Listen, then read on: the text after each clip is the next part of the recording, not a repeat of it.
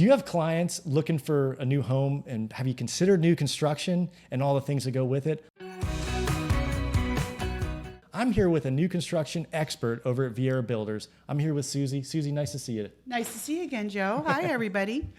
Suzy's a sales manager with Viera Builders, and we have done, Viera Builders has been a staple in our community for a long time now. I mean, it goes back. How long has Viera Builders been around? Like 2009, we started in Easton Landing. Yep. Cool. And I think there's a lot of builders in town. Tell me what makes Viera just a little bit different than the other builders out there. Well, going back to our beginning, if you know what was happening in 2008, 2009, we had a big correction in the market, and we had a lot of builders that had started communities that pulled stakes and left. So we were at a crossroads where we said, internally, what do we do about this? How do we rectify it? Because we can't leave unfinished neighborhoods. And so that's the birth of Viera Builders. That's how we started. Oh, okay. So when they started it, they found a really great guy named Bill Moore, who's now retired. Good for Bill. And he came from Park Square in Orlando, which is a custom style builder. So I think with that came the sensibilities that started Viera Builder, in that we are kind of a hybrid, really, if you think about it. We don't do full custom where they start from scratch. They have to work within the parameters of our floor plans. But we have a lot of flex options, and they do have design appointments very on par with what they would feel like they're getting in a custom world.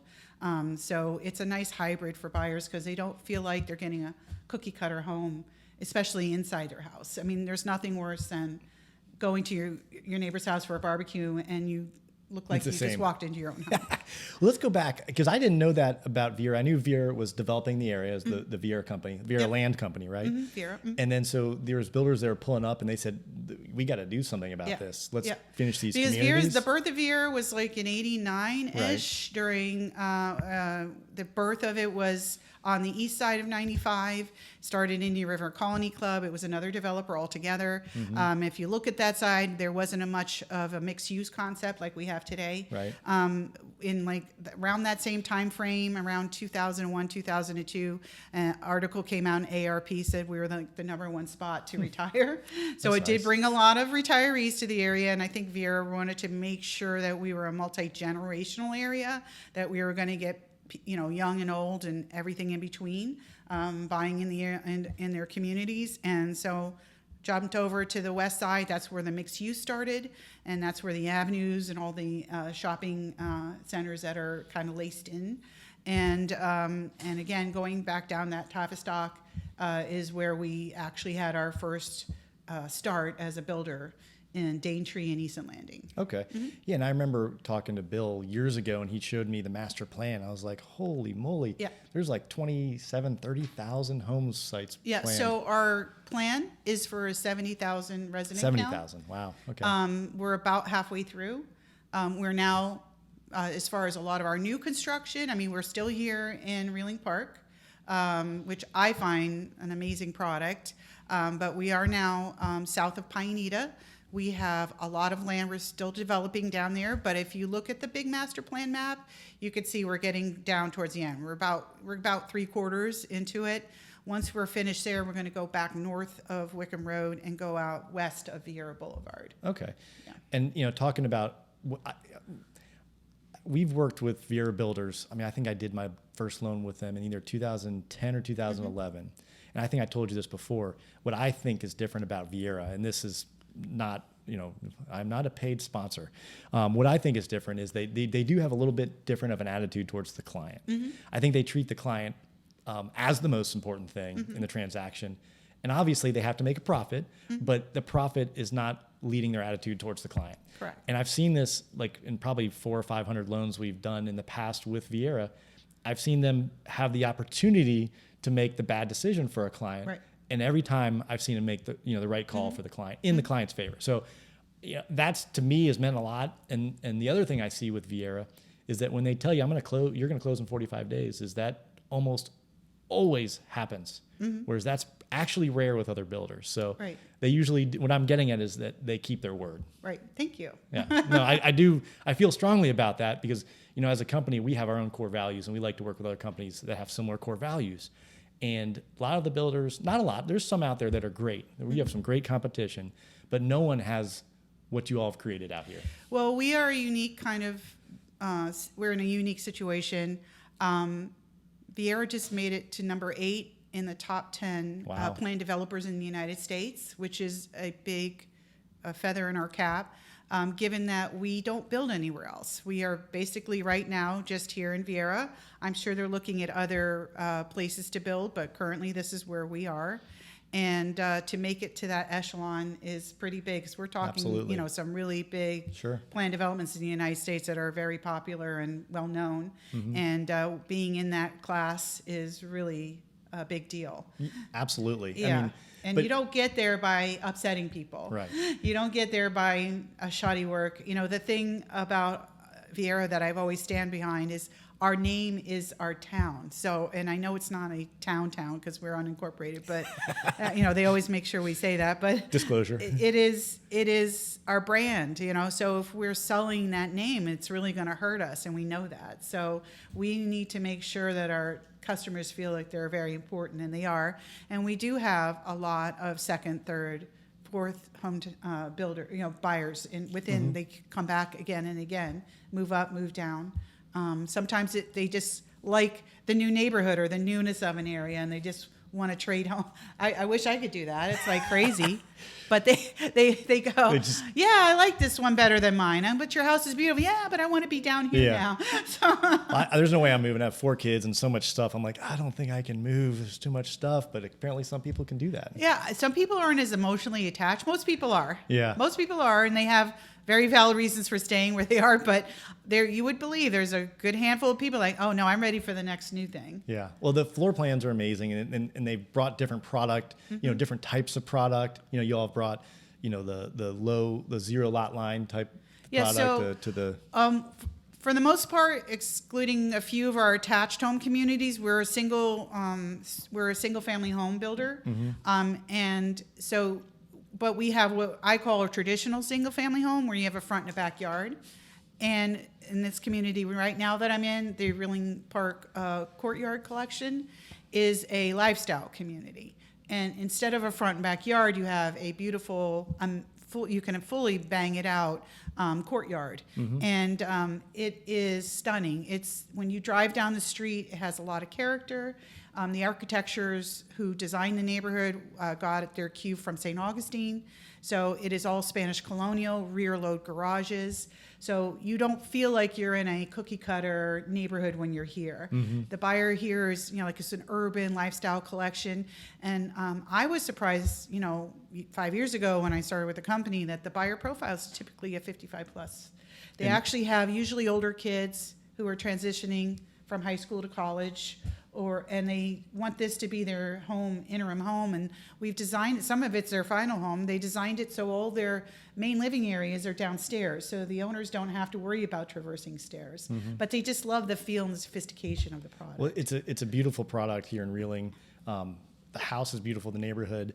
But so you have people coming. It's not just a 55 plus. No, Yeah, and we right. can sell. And then the beauty of my job is if you connect with me as a realtor or as a buyer, and they do move us around, so we get to become experts in every neighborhood. And I move from Pangea, like I did, to here in Reeling Park. You can follow me here because I can still sell in Pangea. I can sell in Laurasia. I can sell here. I can sell in Avalonia. And the reason that they're doing this movement is to make us experts. So now you'll know all the products. Yes. So you mentioned realtors. So obviously, what if you had to guess? And I don't mean to put you on the spot, but I'm going to put you on the spot. What percentage of your business comes from realtors bringing it in? I the know door? one time it was over 33%. It's probably even higher now. I'd probably say maybe even as high as 50 to 60. So it's a large percentage. Yep. So you work with a lot of agents day to day. Yes. And so in time, and Viera has always offered a co-broke, haven't they? Yes, we never changed it. Never change it. So when other builders were going down to 2.5 to 1 to sorry, we don't need you. So you've been very supportive of the realtor community for as long as I can remember. Right. I actually had a realtor come to me the other day, and she said XYZ Realtor and XYZ Builder, they had reduced their commission to like 1%, and they got an invitation went out to all the realtors to come for some open house, and the sales manager for the builder complained that no one showed up, and she said, "Do you need explanation as to why you guys, we support those who support yeah, us." So Right. we Well, support our realtors for sure. Yeah, and then you've always done that, and I've always, when other people didn't, you were always there supporting your agents. So good. So how these agents that come in, what's the best way to work with you? First of all, it's always important to bring a fully vetted buyer. Okay. So having a buyer come into the home or model center, knowing what their price range is, fully, they know they've talked to a lender, they know what they're able to purchase, what their purchase range is, let's put it that way, because a lot of times it's a range. And, as most realtors know, they'll start at the low end because they're hoping to get a lower price point, but they have room. So that buyer knows, they know what potentially their closing costs are going to be, or potentially what their monthly mortgage payment is going to be. So they feel comfortable when I ask that question. So where are you in a price range? It's also important to have a local lender, because the local lenders understand this area and all the nuances of closing a home in Brevard County. It's a frustration to me personally when I get like an internet lender or an out-of-state lender that doesn't understand us, our process, or the nuances of closing homes in the county. So you mentioned out-of-state or out-of-area, non-local lenders. How does a non-local lender, how might that negatively affect the borrower? So a lot of some realtors too, but a lot of the buyers aren't aware that they're going to have to get basically verified up front. Okay, they need to have a fully vetted pre-approval letter, and what happens is that other lender who doesn't understand that and hears that they're not closing on this loan for 12 months thinks, well, why are we putting them through this process twice? Okay. Well, there's a big reason for that. Right. We have a 45-day contingency. And if that buyer can't qualify in that 45-day period, we give them their deposit back. Okay. If they go to day 46 and they basically have said we waive our contingency, and they still ride that wave thinking that XYZ lender is going to be able to get them approved. And then they don't start getting into the weeds with them until we're, 60, 90 days from closing. And then, we didn't do our due diligence up front. Yeah. And I've actually had lenders incorrectly tell their buyers, well, you'll get your money back. Oof. And of course, what does that make me look like? Because I'm the face of the builder to that buyer. And I'm like, I'm sorry. No, we built you a house. We paid for everything. And we made it to your specifications. So we are going to retain your deposit. And it's not a comfortable conversation to have. It's contractual as well. Yeah, it's contractual. It's not something we want to tell them that. Right. So it's in their best interest to have them fully vetted so that they understand. And then again, we all you and I will say, don't go out and open new lines of credit. Don't go buy cars. Right. Don't do something for your child thinking you're helping them because Right. you're hurting RVs, yourself. if you co-sign it, it's your liability. Yeah. There's a lot of them out there. Yeah. So, and stick to that. I know you want to go furniture shopping. You get excited. Just wait. Yeah. So you mentioned the word fully vetted a couple of times up front. What does that mean? So what does fully vetted mean to you? That the lender has completely gone through the underwriting process. They understand this buyer's qualifications. Now, does that mean a loan officer has gone through the process, or No. does it have to be underwritten? Underwritten. Okay, good. And are you seeing that some lenders won't do that up front? Yes, and that's the lender that I have to keep going, no, but you have to get this done now because I'm trying to protect our client, our mutual client. I'm Right. trying to not keep their money. If you look at me really as if you're a buyer, I'm a transactional agent. Mm-hmm. It behooves me to be a transactional agent, even though, the person who signs my paycheck is Viera Builders. they don't pay me till you close on the house. So I'm very invested in getting you closed on this property. There's the emotion, there's the physical or financial damage potentially if they don't get pre-approved or actually vetted, underwritten, upfront, approved. If they don't do that, they waive their contingency, they go to the end, they lose their money. Yeah. Now that's the financial piece. There's also the emotional piece. They've lost this house that they were all excited about Their building. kids had picked out rooms Yeah. and all these things, and now you're going to tell them you can't, and it's not. Yeah, so that's Sometimes terrible. they've even, through their home contract, got them into the school district. Right. So their kids are in the school district. Yeah, that's And they may be that's living tough. in a rental out of the school district. So now Right. what? Yeah, and it's not like they're the fully vetting process. They have to submit documents to a lender, Yep. sign a loan application. Should they choose a different lender at the end, that might be up to them, but they need to make sure that they qualify, obviously, because you all are literally spending money, time, and effort and capital Right. to build this house for them to their I specifications. always explain to the buyers, we are, thinking of, we're taking out loans to build this house Yep. potentially. So, Sure money. and then we have carrying costs, and we have labor costs, and we Mm-hmm. have supply costs, and my costs, and keeping the model open cost, and the marketing costs, and all this that it goes into this one house. Right. And you have to understand that. So I always tell them, you don't go into a Lamborghini dealership and say, can you build me a Lamborghini, and walk out without making any payment, number one. Number two, when you get closer to they're delivering your Lamborghini and they say, we need the rest of your money. Oh, I'm sorry, I ran out of money. I can't, can I take a loan out to buy the Lamborghini? They're going to say no. And guess what?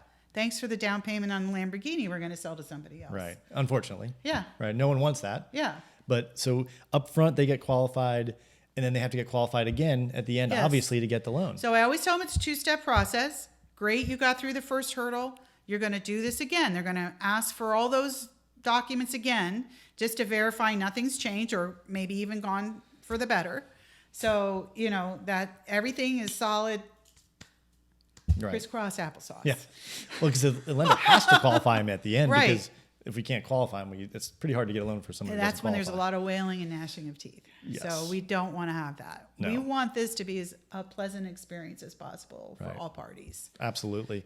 So, so you prefer? I mean, why then local lenders? What do local lenders offer that maybe the internet lender big doesn't? thing for me, and I actually learned this when I did a very small stint in general, was I could literally physically go to your office, sit down in front of you, and say, what's going on with this file? When I've worked for the, not even necessarily internet lenders of the world, because there's a lot of VA lenders out there that work from other states. We'll match them together and call them internet lenders. So I always have a memory of one where I just felt like the guy was hiding under the desk every time I tried to call. Probably was. Yeah. And it was so frustrating me that there was nobody physically I could go sit down. He was up in the panhandle. Well, he has no skin in the game. No. He doesn't have to. You're not his Right. client in his mind. And they always managed to somehow turn it back to the realtor or somebody else saying, well, it's their fault that they didn't do X, Y, and Z. Or it's the buyer's fault that I didn't get the paperwork. And the buyers are always telling me, I've given it to them 5 times. Right. Yeah. Yeah. So good. Yeah, we love local lenders. We love them to work with us, but there's other good local lenders out there that you all work with as well. So what about the misconception about, construction loans versus what you all do? now, primarily custom builders will do full CP loans or construction to perm loans. And that's where the client closes up front. There are 2 closings, but they close up front. They pay the builder in draws. Okay. We do have the ability for buyers who want to utilize that to do it. Typically, most of our buyers, I would say 99% of our buyers, or even maybe a little bit more, do an end loan because we own the property. We go through all that up front. We hold it until you close on it. Yeah, you take the risk up front. Yeah, we take the risk up front. Right. Okay. So, And that's why you collect the deposit. That's right. All right, cool. So if you could give one piece of advice or 2 pieces of advice to agents who are looking to maybe show their clients some new construction, what would you give them? Advice would you give them? First things first is most realtors deal in a world that ends with their client 30, 45 days. So they have this mindset related to when they get their commission, and I understand it because I used to do general and That was important to me. That's how I survived. And the rates. So the rates, and right now, especially right now, the rates are a big deal for buyers.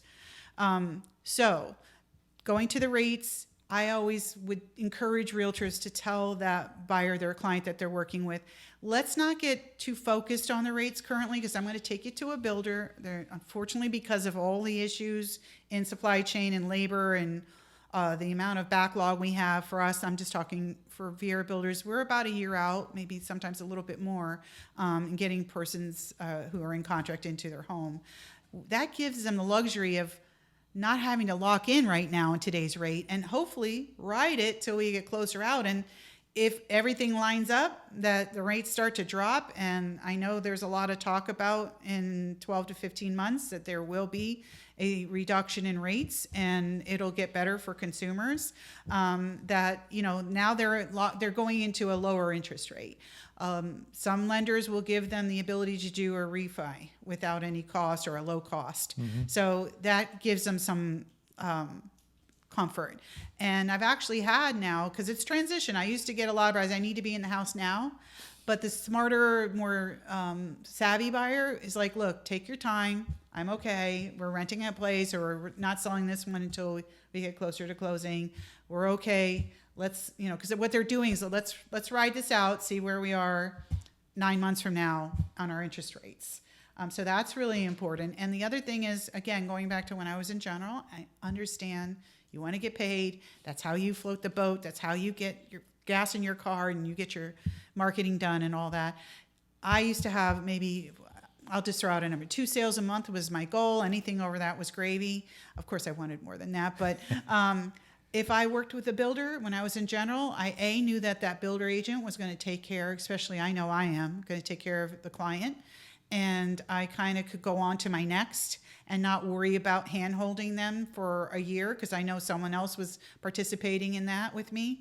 And I would check in, but and not, you know, completely abandon that buyer to go on to the next. But I also knew when that closing came that I could take that one sale that I needed that month off the table, and I had already put one in the hopper for that closing. And we've never, like we said earlier, our realtors are important to us. I knew I was getting a really good commission, and it kind of eased my, you know, anxiety. Like, okay, I know in September I've got this nice closing coming up. It's like a savings account. Yeah. Almost. Yeah. It's like so next.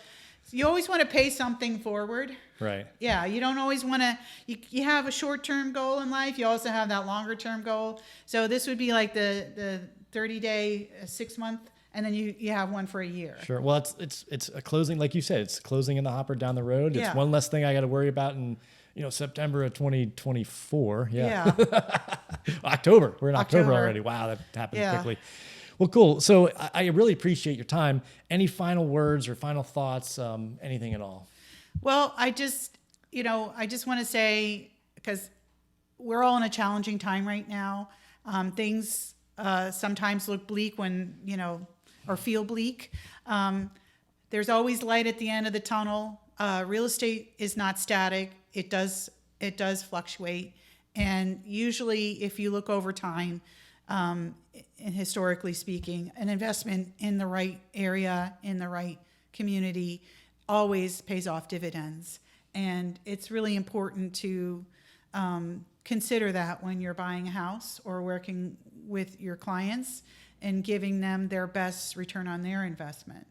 And work with a quality builder that puts their clients first and appreciates you as a realtor and wants you to be success. So awesome. Good Yeah. words. I like that. So I always do a pop quiz at the end. So that just 3 questions. Sorry to put you on the spot, but do you have a favorite book? Well, I mean, the Bible is one of my favorite books to read. I read it every day, but it's and I have friends like, oh, I can't believe that's your favorite book. But It's a great book. No, not the Bible. Oh. The one I was going to say. The second one is 7 Habits for Highly Successful People. Stephen Covey. It is wordy and it's laborious for some people. So get the audio version. But there's so many, and actually reading the Bible, there's so many biblical principles that he actually puts into that book that makes so much sense. And it talks about, like, you know, what you can what's in your control, what's not in your control, what to let go of, what to, you know, quadrants. It talks about, you know, goal setting and planning and making sure you're staying on track and you're using a roadmap. It's like, I think it's 101 for any entrepreneur. I 100% agree with you. And anyone going into an industry like this one. Have you read his book, Eat That Frog? I've heard of it, and yes, I should. It's a good one. Yeah. It's a good one. Because I love the way he writes. Yes, it can be a little bit, you know. Wordsmithy. Yeah, but, you know, it's an outline. Yeah. It's nice. All right. Favorite movie? Well, I think it came up earlier. It's Dazed and Confused. Yeah, it's such an awesome movie. I love that one. And seeing young Rip in that movie from Yellowstone, right? Yes. What was his name? No, that wasn't. No, that was. I don't know. No, he was his name in Dazed that and movie? Confused, but he was the Yeah, guy but he that was had the kind of paddle. an ancillary. Yeah, right. He was around the main characters. Yeah, I can't He was remember a football his name. player. My wife's gonna give me a hard time because she's No, like, I was into Matthew McConaughey. Right, he's so cool. But that was the year, literally, that I went from high school, junior high to high school. So that was my generation. Mine too. Okay. All right. So who do you look up to most, and who inspired you most? Well, there's a pastor, Chris Hodges, I really like, with Church of the Highlands. My dad, he had an awesome sense of humor. He was very smart. I think he graduated college at a very young. He went into the military. He was in World War II, but when he came back, he graduated college in like 2 years. Wow! And he was a worldwide engineer. I mean, he was phenomenal in what he did. So he was an inspiration, and he never. He always said, you know, believe in yourself. Don't let anyone tell you.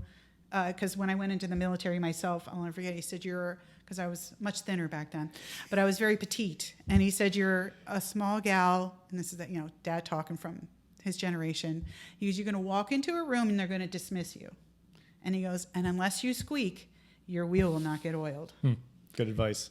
And I took that to heart, and to my husband's dismay, I haven't stopped squeaking. Oh, well, good. I'm sure he's very happy about Yes, it. he is. Good. Well, great. That's all I got. So Thank you. If you're out there, if you have 8 clients, if you're an agent who has clients who are looking for new construction at Viera, give Suzy a call. I'm sure she'd love to help you, right? I feel like I'm a Dancing with a Star. Call me. Vote for me. But Suzy does an excellent job here. She knows this community and this product very well. And if you need a loan, we'd love to help you. And if we can't help you, I'm sure she has some other advice for you out there. But thanks for watching. Like, subscribe, share, do all the things the kids are doing. And we'll see you next time. Thanks, Suzy. Thank you very much. That was fun. All right.